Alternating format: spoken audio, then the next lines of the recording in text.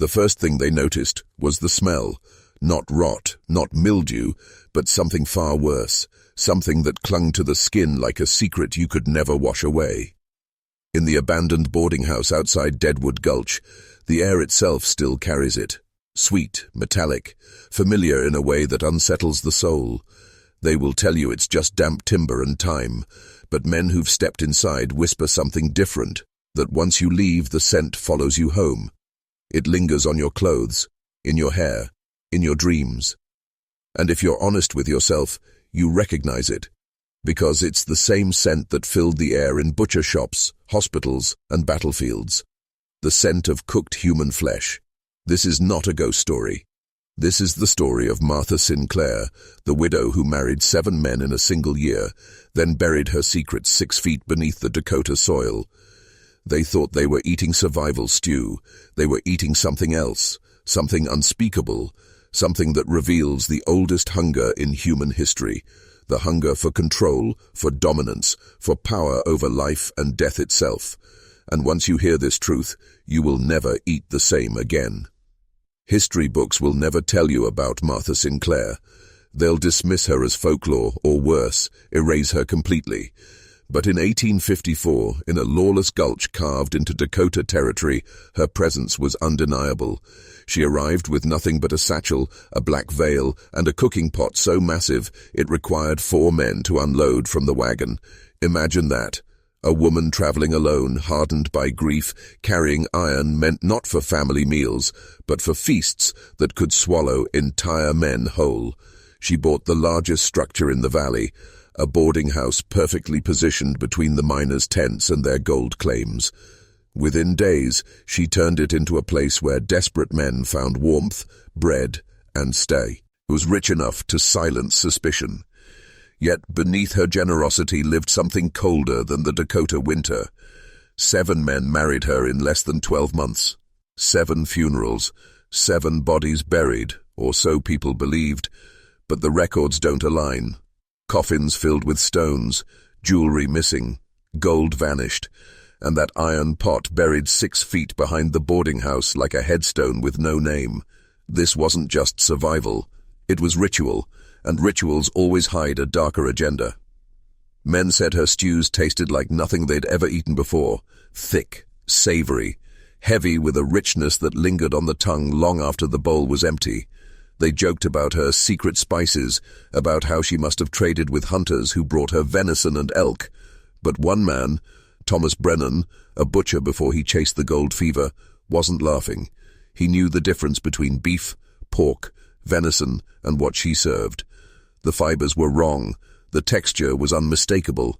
Too tender, too human. But how do you accuse a woman of feeding men their own kind in a lawless valley with no sheriff, no judge, and no gallows? You don't. You stay silent. You swallow it down with bread and whiskey, telling yourself you imagined it. That's how psychological control works. You create a lie that feels safer than the truth, because the truth threatens to unmake you. And that's exactly what Martha understood. Feed a man fear, he resists. Feed him desire, comfort, flavor. He opens himself willingly.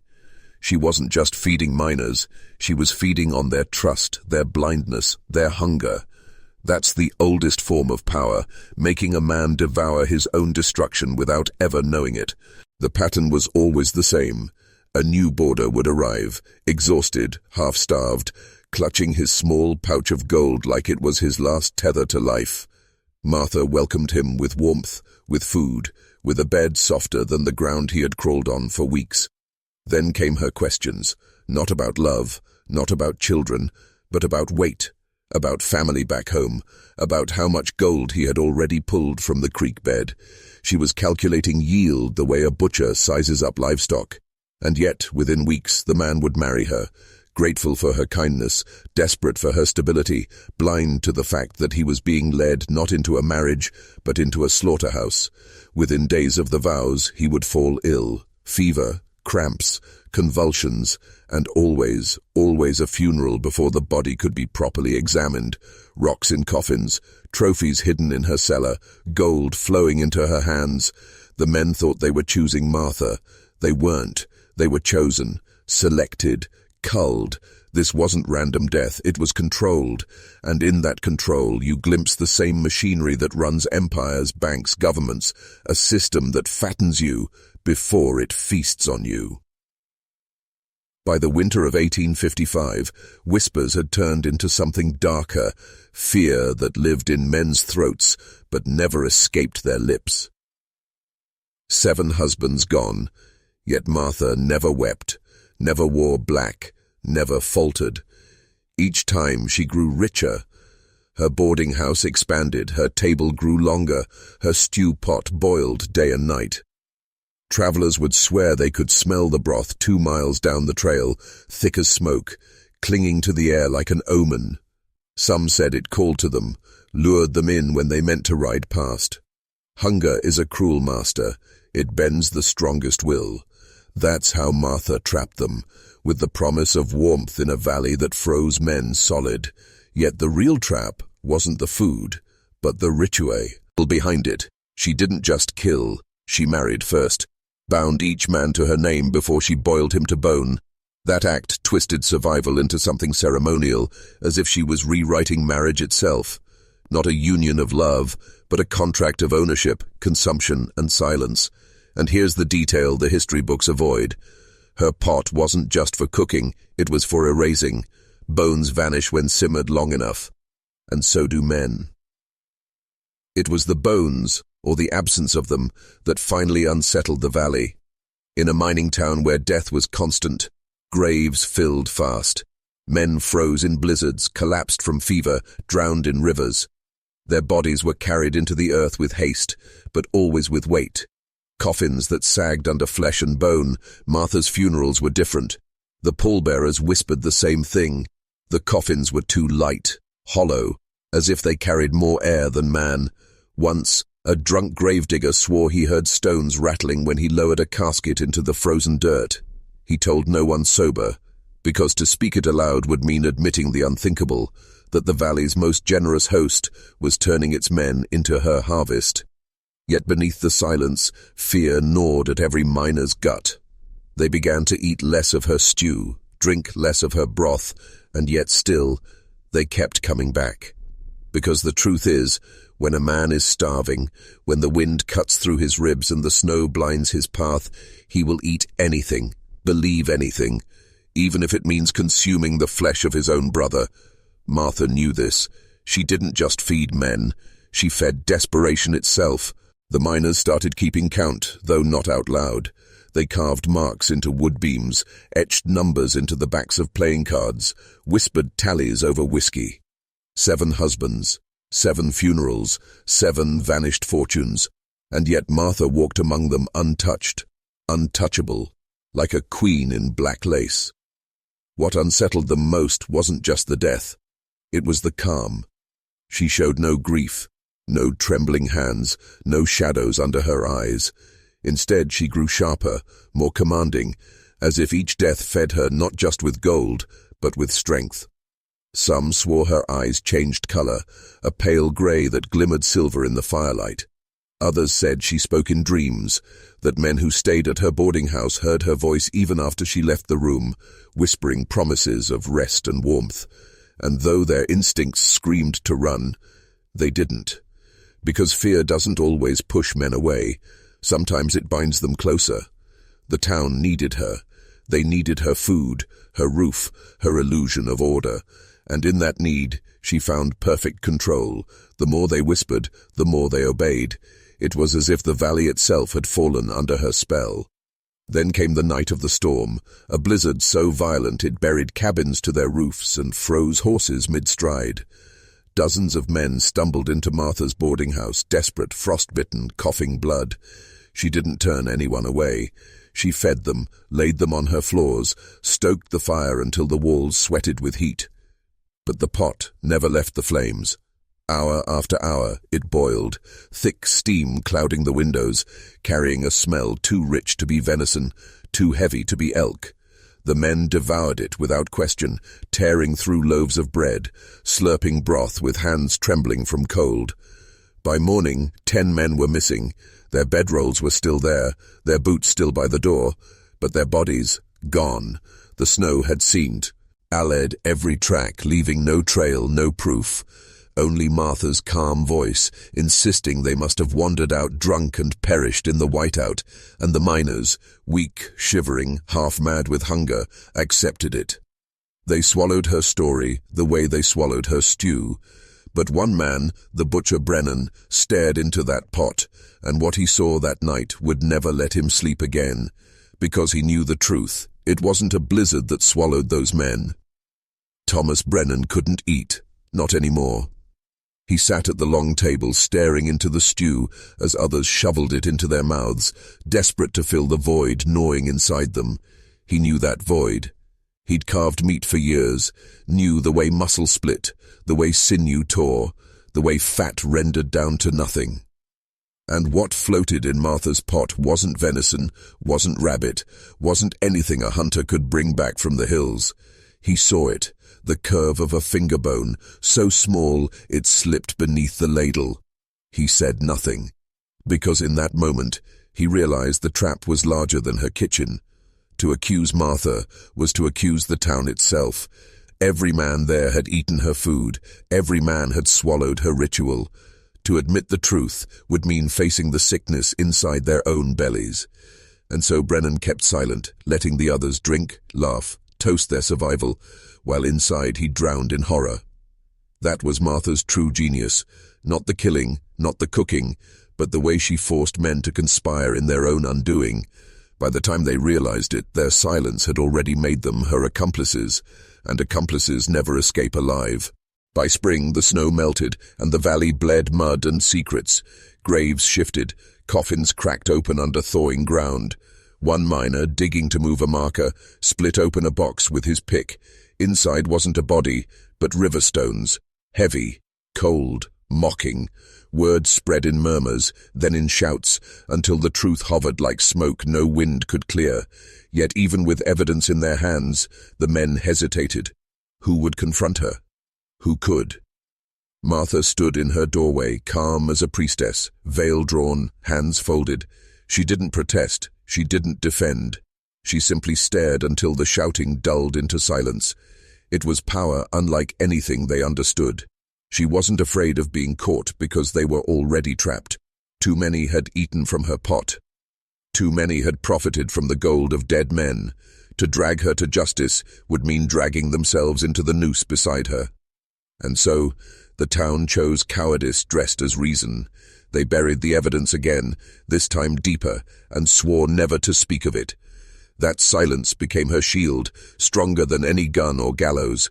Martha Sinclair had turned an entire valley into her accomplice. After that spring, no one dared leave. Not truly. A few tried, shouldering packs heavy with gold, swearing they'd head east before the land swallowed them whole. But their names were soon added to whispers, another list of men who never returned. Some claimed they saw Martha's lantern swinging out on the ridge the night before those disappearances, her figure small against the moonlight, guiding the lost into her snare. Others said she never had to leave her house, that the land itself conspired with her, storms striking when men planned their escape, rivers rising at the exact moment their wagons reached the ford. One by one, the valley's miners abandoned thoughts of freedom. They stayed. They ate. They kept quiet. That's how Central works. Not with chains, but with fear stitched into routine. Men woke each morning to the sound of her pot simmering, as constant as church bells, as inescapable as hunger. And though no one spoke of it, they all carried the same dread, that if they resisted, if they refused her food, their name would be next. She had become more than a widow. She was the valley's queen, and her crown was silence. It was during the summer heat that Martha finally revealed something no one could explain. The pot, which had boiled endlessly through blizzards and droughts, never ran empty. Day after day, week after week, she ladled out bowls of thick stew, yet no man ever saw her refill it with meat. Bread came from her oven, loaves stacked high, but the broth, it seemed bottomless. Some swore they saw steam rising even when no fire burned beneath it, as if the iron itself held heat, as if the pot was less a tool and more a vessel. The miners began to whisper new words: witch, demon, curse. But fear of her was now braided with dependence, because whatever lived inside that pot, it kept them alive. The valley grew poorer, gold veins dried, storms ruined crops, yet no one starved as long as they returned to her table. And that was the sickest part. Men knew. They knew. Somewhere in their guts, they recognized what they were eating. They just couldn't stop. Addiction isn't always a bottle or a needle. It can be warmth, comfort, the illusion of safety. Martha Sinclair wasn't feeding men anymore. She was feeding the need that ruled them. Not every man bowed. A few still carried shards of conscience, or at least the stubborn pride of survival. One of them was Thomas Brennan, the butcher who had seen too much. He began to speak in secret, gathering the youngest miners, the ones not yet fully broken by hunger or gold. He told them about the bones, about the light coffins, about the smell that clung to their clothes long after they left her table. Some wanted to believe him. Others shook with rage at the suggestion, because admitting it meant admitting they were complicit. That's the cruelest kind of truth, the kind that doesn't just accuse someone else but burns you too. Still, whispers of revolt spread. Plans were made to search her cellar, to drag the pot from her hearth and dump it into the river. But Martha seemed to know before they even spoke. One by one, the men Brennan had gathered fell ill. Not all died, but enough to silence the rest. Brennan himself lived, though weaker, hollowed out, as if poisoned by his own courage. The valley learned a new lesson. Resistance wasn't punished with death, it was punished with suffering, a slower kind of devouring. The revolt never came. Instead, the valley fell into a strange rhythm, as if the men accepted their roles in her ritual. Work the creek, bring her gold, eat her stew, pray that your name wasn't chosen next. Years passed, and still Martha did not age. Her hair, black as coal, never grayed. Her skin, pale and untouched by time, made men whisper she was not of flesh at all, but something older wearing flesh as disguise. Some miners swore that when she lifted the lid of her pot, the steam curled upward into shapes, faces, hands, eyes blinking in the haze, before vanishing into the rafters. Others claimed they heard voices in the bubbling broth, low murmurs speaking in languages no one recognized. But the worst fear was this: what if the stew was no longer just flesh?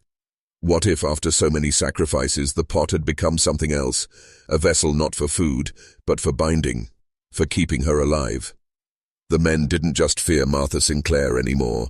They feared the pot itself, and by then, it was too late. You cannot destroy what you've already worshipped. You can only serve it until it decides to serve on you. When the gold veins finally ran dry, the valley emptied.